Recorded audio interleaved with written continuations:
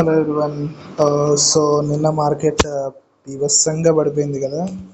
దానికి మన mutual fund portfolio కూడా బీభత్సంగా రియాక్ట్ అయిందనమాట. సో ఓవరాల్గా చూసుకుంటే 2.4% పడిపోయింది. ఇక్కడ చూస్తున్నారు కదా, 1 డే రిటర్న్ చూసుకుంటే 2.4% పడిపోయింది.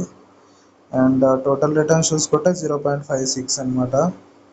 అండ్ ఇది మన మ్యూచువల్ ఫండ్ పోర్ట్ఫోలియో ఆల్మోస్ట్ 1.5 నుంచి 0.56 దాకా మైనస్లోకి పడిపోయింది. ఇది overall portfolio.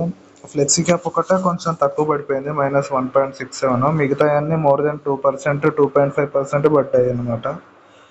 HDFC flexi cap ఎందుకు తక్కువ పడింది అంటే mostly based on large cap ఉంటుంది. ఆల్మోస్ట్ 70%, 65% లార్జ్ క్యాప్లో ఇన్వెస్ట్ చేస్తుంది because of it's AUM size అనమాట. సో అందుకనే కొంచెం తక్కువ పడిపోయింది.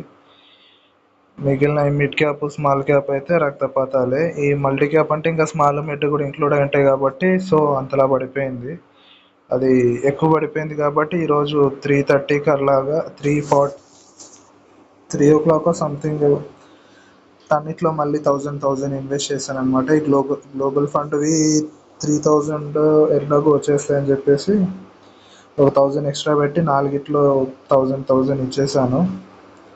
ఎందుకంటే మ్యూచువల్ ఫండ్స్ ఎట్లాగో మళ్ళీ మార్కెట్స్ రికవర్ అయ్యాక ఫండ్ మేనేజర్స్ మంచిగానే డీల్ చేస్తారు. సో తక్కువ ఎన్ని ఉన్నప్పుడే కొనుక్కోవాలి కాబట్టి అలా కొనేసుకున్నాను అనమాట. So that's it for today guys. By by.